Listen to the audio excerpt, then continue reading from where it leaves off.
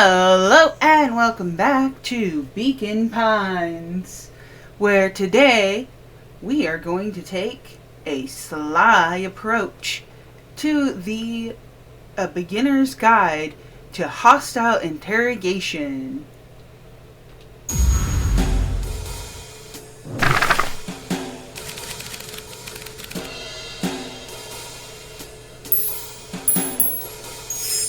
They'd run the classic good cop, sly cop interrogation. Luca and Rollo ducked behind a barrel, leaving Beck to her task.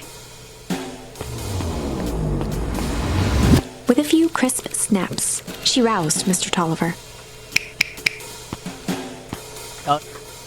What? What's going on here? You're the Modwell girl. Please, call me Beck. Sorry about all this. Mr. Tolliver looked down and shifted a bit, testing his restraints. It seems there was a mix-up. You see, I'm down here for the same reason you are. Juniper sent you here? Beck caught herself before letting the surprise manifest on her face. She'd already gotten him to reveal his relation to Gran. This was going to be easy. You know how Juniper is with her precautions. Operation Sparkplug has us all on edge. I guess she thought you needed some backup. But she sent a child? What better way to avoid prying eyes? Who would suspect a kid? I suppose that makes sense. Mr. Tolliver wriggled a bit in his restraints. Oh, I'm so sorry. Beck quickly removed the ropes. That had to be uncomfortable. A little, yeah. But you understand. We never know who to trust in this town. Mr. Tolliver rubbed the growing knot on his forehead. Very true. So it turns out we're both here too. Beck twirled her hand, as if to prompt Mr. Tolliver to finish her thought. Destroy the evidence. Beck shook her head and clicked her tongue. Yep. The old gal is nothing if not thorough. Mr. Tolliver let out an amused huff in agreement. She sure is. Can't blame her though. If anyone were to find out that we're going to destroy the source, well, we both know how bad that might be. No one will know anything once I finish cleaning things up down here. Beck was on a roll now, playing Mr. Tolliver like a fiddle. You sure you can finish this up on your own? Juniper trusted me for a reason. You can leave the rest to me. Good. There's one more loose end I'll go work on. Loose end? Oh, it's nothing really. The other day I had to radio unscan while restocking the candy shelf. And when you know it, I intercepted an odd phrase in a perennial harvest transmission. Underground secrets. That's ominous. I think it might be a password, but Juniper dismissed it. Said it wasn't mission critical. What's the password for? We don't know. So we have a password and nowhere to put it? It's gotta mean something, right? Good thinking. You should probably go work that out. I've got this under control. That's a relief. Between you and me, this basement gives me the willies. Heading for the stairs, Mr. Tolliver hesitated and turned to Beck with a puzzled look. She grinned and gave him a peppy wave. With a shrug, he continued up the stairs, whistling a jaunty tune.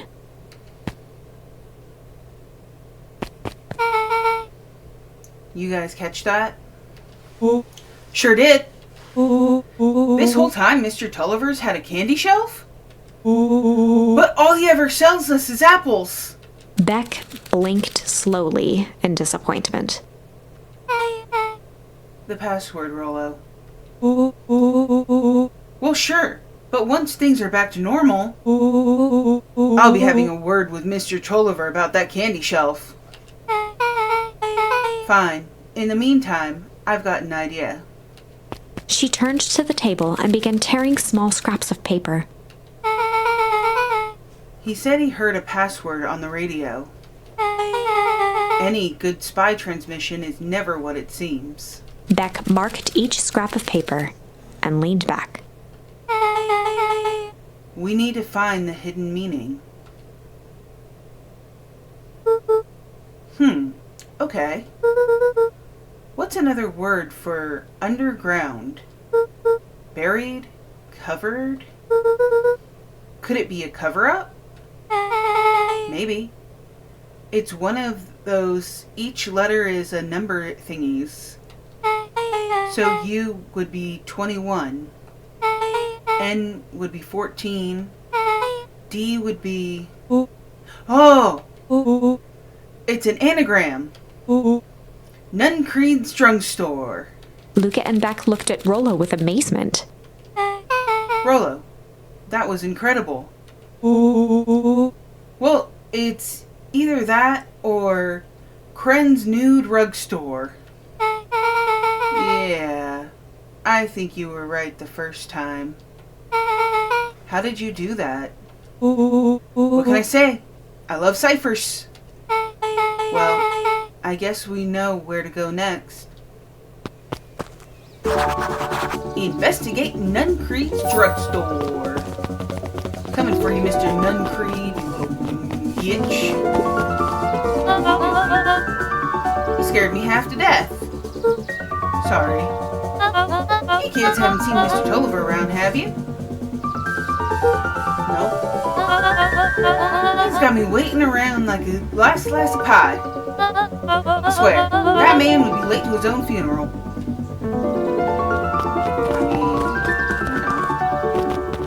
Probably. I don't know where he would be, though, because we already let him go. Let me in, perennial harvest. You bitch. You're late, Augustus. Sorry, sister.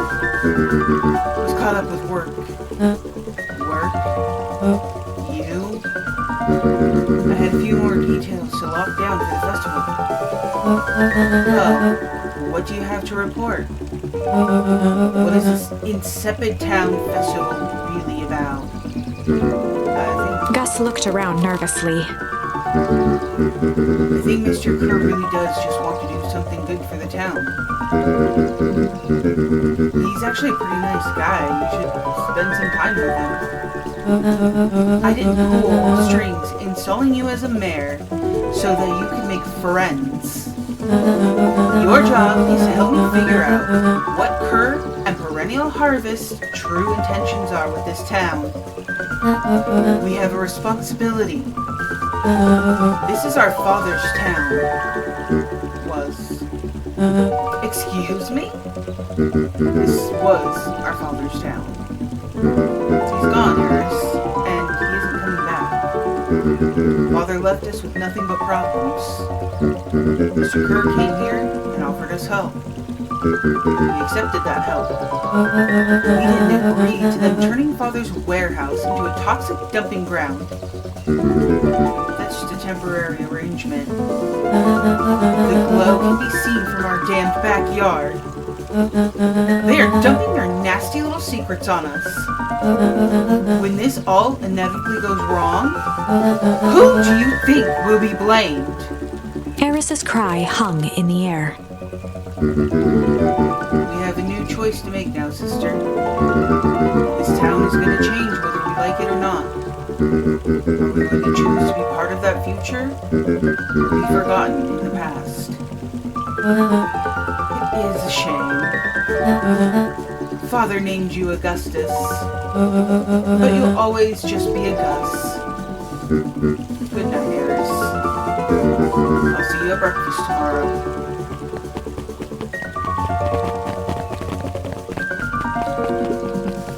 It's getting late, children. You're late. Knowledge, he spat with a sneer. There exists a gulf between knowing something and being able to do a damn thing about it. I do hate when the villain makes a good point.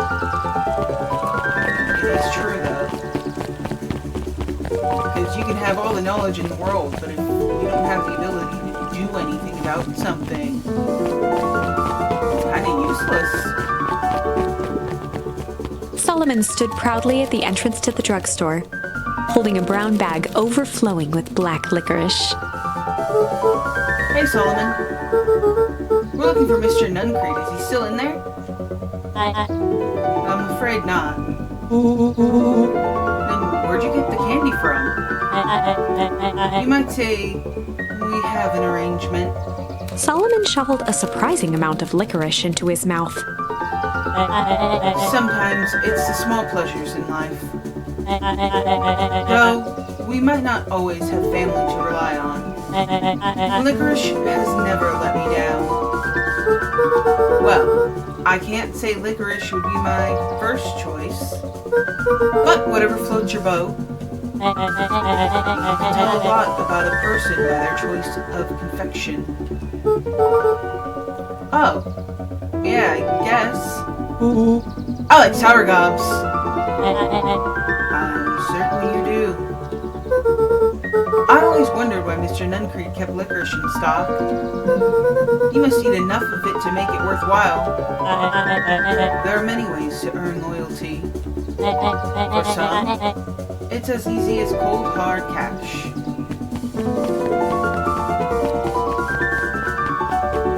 So how are we getting in? Well, he's right. It's locked. There's gotta be more clues. Really, don't break the window. Okay, let's see. Can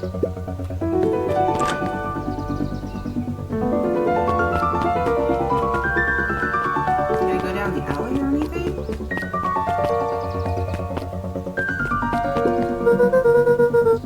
Have you ever seen anyone actually use this thing? Besides Mr. Nuncreed? No. Beck cupped her hands on the glass to peek inside. That is not a normal phone booth. It's got like a blinky keypad. Why would there be a blinky keypad? Creed's new drugstore! I mean, underground secrets! The password! Beck flung open the door and they all squeezed in.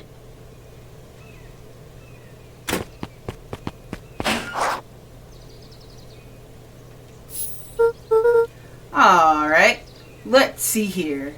Luca cracked his knuckles and entered the letters into the keypad. Underground secrets. Sounds like that did something. Great. Now what? I guess we... Ah! The inside of the phone booth dropped loose from its shell. Without even the space to panic, they closed their eyes, held their breath, and accepted their fate. Suddenly, the chaotic descent slowed to an effortless landing. We're gonna find those underground secrets. It was unclear where they ended up, but at least it was solid ground. The air was stagnant and smelled vaguely of chlorine. I knew it! You knew that there was a secret hub full of strange tubes under the phone booth? Of course I did. Didn't I say that?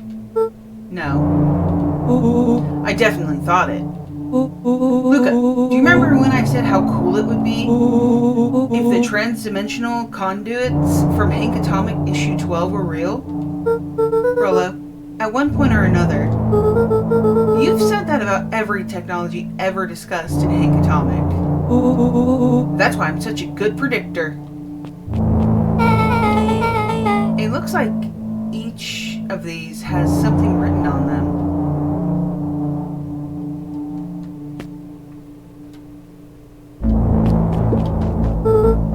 Mining Operations Alpha. You guys have mines here? Not that I know of. This town is all farms and fertilizer. And a series of tubes. Pa always says you can only trust a miner up to the point when they hit gold. Not sure how that wisdom applies to this exact situation. That's the thing about Pa. You don't always realize what he means until it's too late. Okay, Lola. Perennial Harvest Main Office. That's where my mom works. What does she do? Science stuff? Is she involved in all of this? We just moved here. How could she be involved? True. Valentine Fertilizer Warehouse. Isn't that where you almost got snatched? Yeah. Why would Perennial Harvest have a tube going to the old Valentine place? This is starting to feel like something big. Okay, so we gotta go down one of them, right? Is that what we're doing here? We go down two? What do you guys think?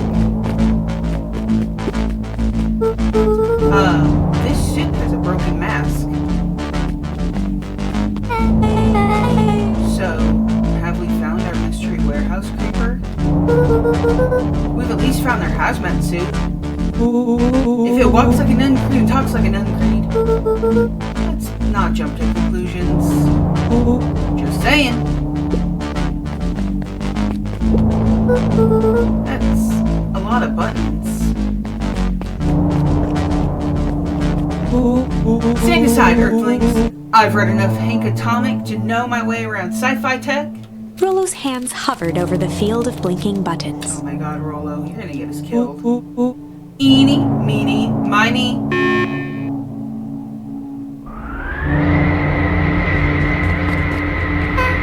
Smell, huh? Rollo, what did you do? Nothing! I didn't even mow yet. What was that? Hide! Where? There's nothing but weird tubes down here.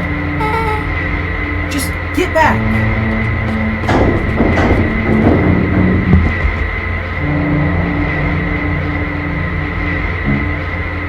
Shit.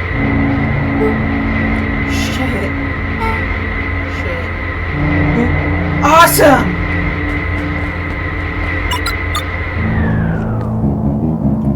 You all need to come with me now. We aren't going anywhere with you. Not until we get some answers.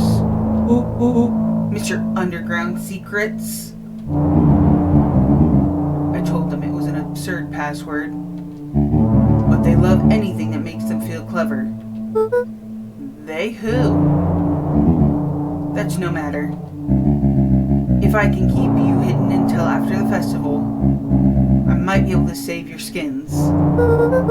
We don't care about our skins. Hold on now. I like my skin. This all stops now, Nun Creed. Joseph waited for a moment in silence. You sound just like him. Who? Well, you don't get to talk about my dad. You know, your father and I were friends back before He gestured toward the strange tubes. all of this. That's a lie. It's true. I used to bounce you on my knee. What happened? Same thing that always happens. Reality, complications, life. We were a team, Walt and I. An idealistic doctor and a bright-eyed pharmacist. Both hell-bent on helping folks. So you were a sidekick? No. We were partners. We helped the patients and I helped them. He helped the patients and I helped him. Yep, total sidekick. Nuncreed let out a growl of a sigh.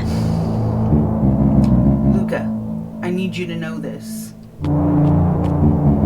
I need someone to know this. One day, Sharper Valentine comes to us. He says he's got an opportunity. He found something he didn't quite understand. And he was willing to pay us both handsomely to help him understand it. And my dad said no. Your father and I both believed in helping people. But the thing I could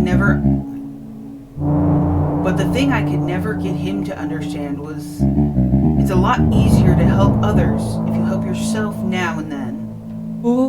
Classic sidekick to villain plotline. Walt loved being righteous, almost more than he loved his family. He was wrong about one thing, though. When he begged me not to take Valentine's offer, he said, Joseph, if a person says yes one time to Shopper Valentine, he'll make sure they keep on saying yes to him until the day he's dead and gone. He shook his head wistfully. Sharper's long gone, but he still got me saying yes. Is there a point to this sob story? Not really, no. Just an old man trying to delay what needs doing. Nuncreed took a menacing step towards the children. I tried to keep you safe. I tried to keep you and Juniper out of this. But you forced my hand. Luca began to laugh. What? You really don't know? My Gran isn't out of this. She's been scheming right under your nose. Juniper? Seems like she's planning on crashing the town's party. She's going to disrupt the festival? Why would she? The color drained from Nuncreed's face. How does she know? Apparently, she knows a lot of things. What? Let's just say, this isn't the only underground layer we busted into today. And honestly, hers is way cooler. She's got maps and explosives and bad intentions, big man. Nuncreed grabbed Luca by the shoulders. His eyes were frantic. You need to tell me what she's going to do right now. She doesn't understand what it is she's messing with. Tell me now. She's in danger, boy. I don't know. She had a map with a mark on the fountain in town square. The fountain? Why would... A jolt of realization struck Mr. Nuncreed. She knows about the source? What the heck is the source? If she tries to destroy the source, it could catalyze and... Dear God, she's gonna freeze us all.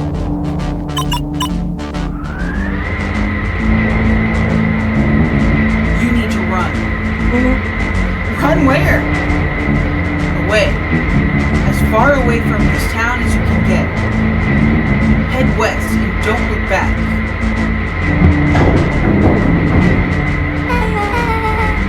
That did not go how I expected.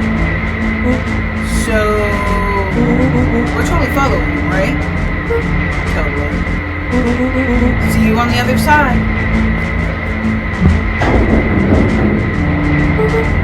You good? Yep.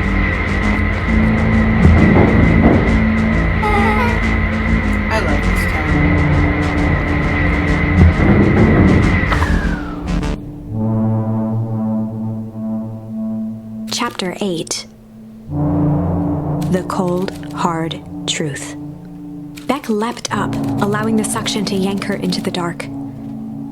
Dimness eclipsed around her like the shutter of a camera as she seemed to cover great distance in mere moments. Her only points of reference were glints of upcoming turns, which approached with frightening speed, only to carom her gracefully along. She heard the tinny, distant echoes of Rollo's glee. Once she stopped fighting against it, the ride was impossibly smooth. Then, all of a sudden, as if minutes had passed in an instant, light blazed into view. A burst of wintry air snuffed across her face, and she was flung out into the cold.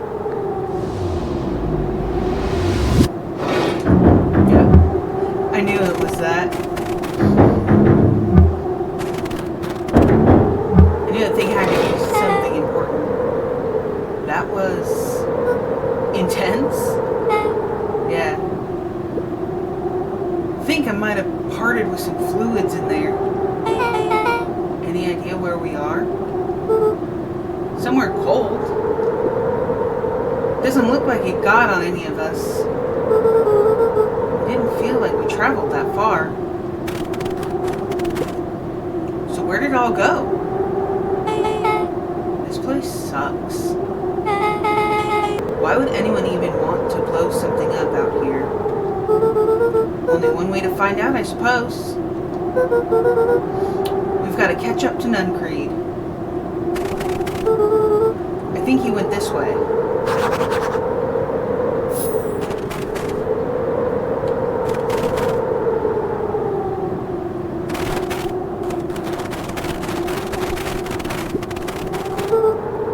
Looks familiar, yeah.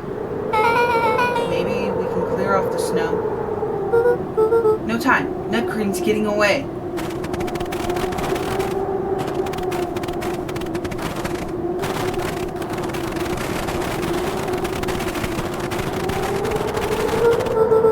Okay.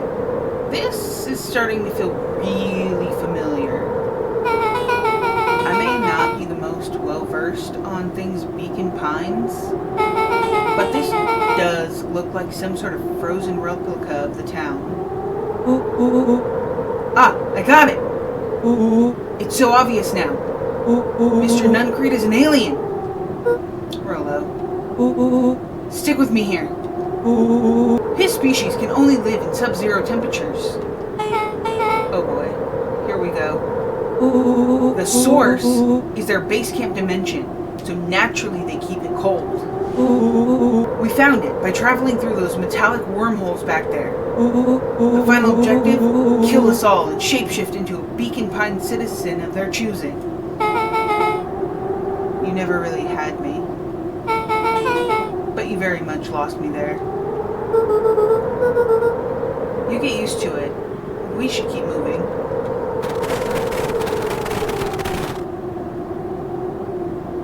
As they rounded the corner to the frozen town square, they spotted Mr. Nuncreed inching cautiously toward a pit at its center. He held his arms out gingerly, as if approaching a beast in the wild. Caught up to him. Upon closing the distance, Luca recognized what Nuncreed was after. Gran stood confidently at the edge, one arm outstretched over the abyss. Nearby, a wheelbarrow had been emptied out. She held a lit torch, which flickered in the bitter wind.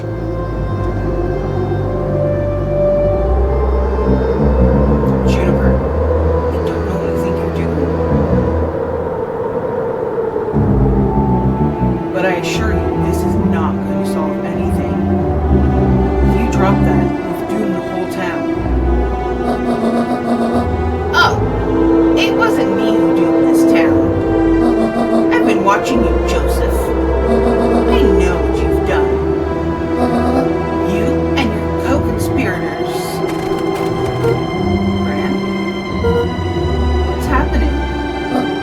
Luca, you and your friends need to leave right this moment. Mr. Nuncreed turned back toward the kids, desperation in his eyes. Listen to your grandma, Luca. This is between me and Juniper. Rollo and Beck held steadfast in awe. Luca approached closer. Mr. Nuncreed spun back toward Graham, his voice growing louder. You've got it all wrong, Juniper. Just hand over that torch. You don't understand what you're doing.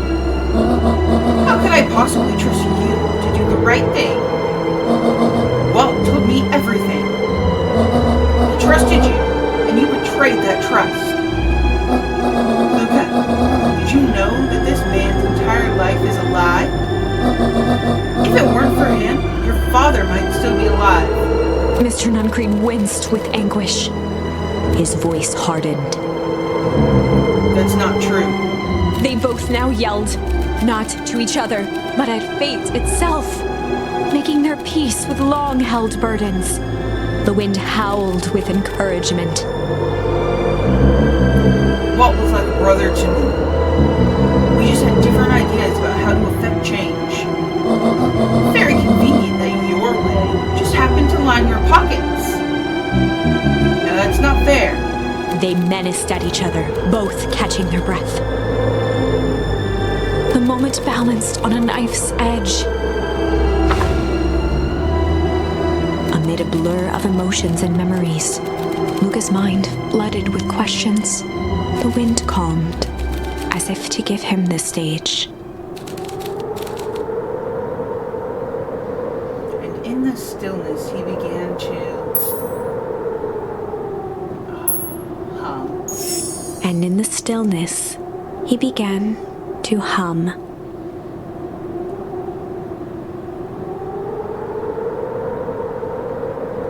After the death of his father, Luca had trouble sleeping. Each night, his mother would sit at the foot of his bed and hum a gentle melody. It was the only thing that could calm his mind, the only thing that, however briefly, could make it all seem okay. That melody pervaded every memory Luca had of his mother. Shivering in the raw snow, he began to hum it out loud.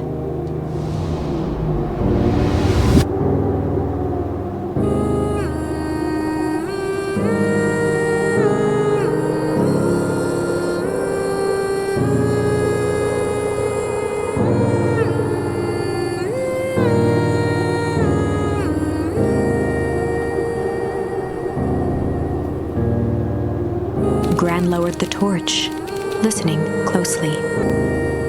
As recognition slowly set in, her heart sank. Those countless nights of consolation, the incomparable loss they shared together. She let the torch fall to the snow and sizzle out. Wait. Is this his mother? Taking on the identity of his grandma? A few steps toward Luca was all she could bear before dropping to the snow herself. Through a flood of tears, she began to hum along, note for note.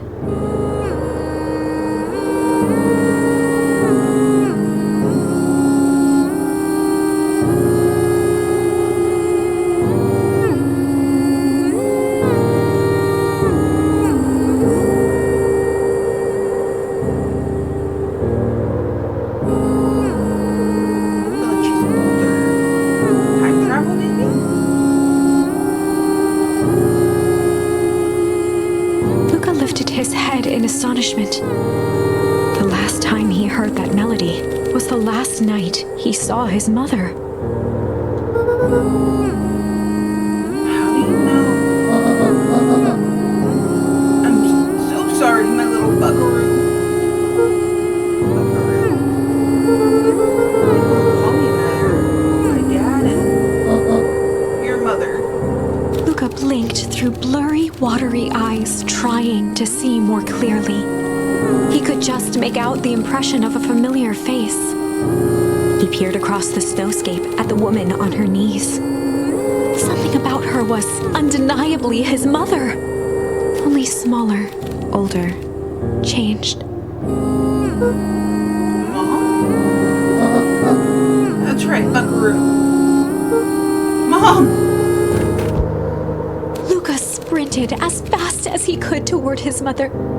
They held each other close, and the cold retreated from their bodies. Or the goo. The goo also made Beck's hair gray. So if she got... I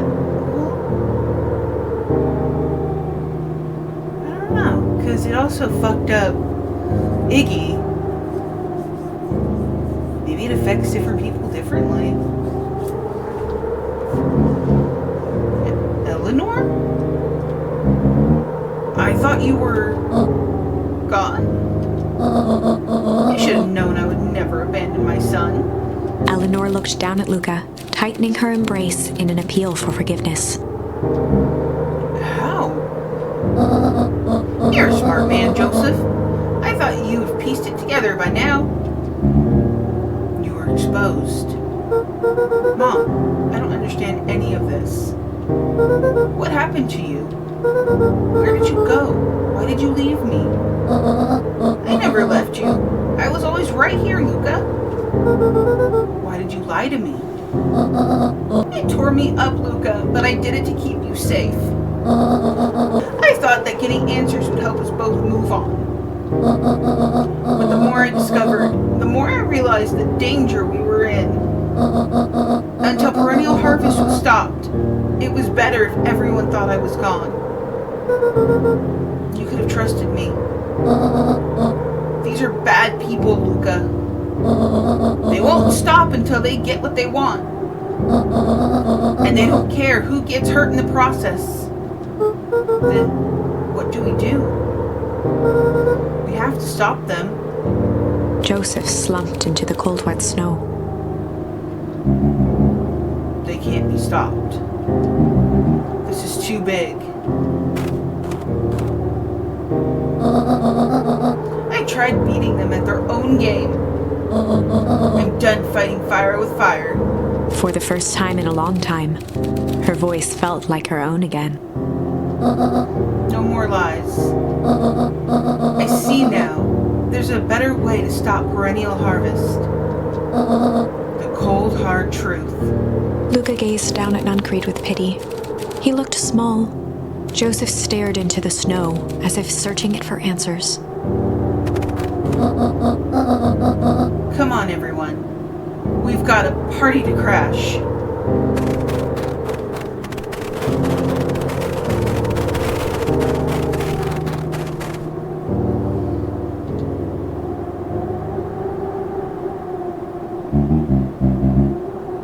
You don't understand. He always wins. Chapter 9. Alrighty, I think we are going to leave it there for today. Like this video if you liked it. Subscribe to go on more heartbreaking adventures. And check out my Patreon. Stay safe out there. And I'll see y'all in the next one. Bye!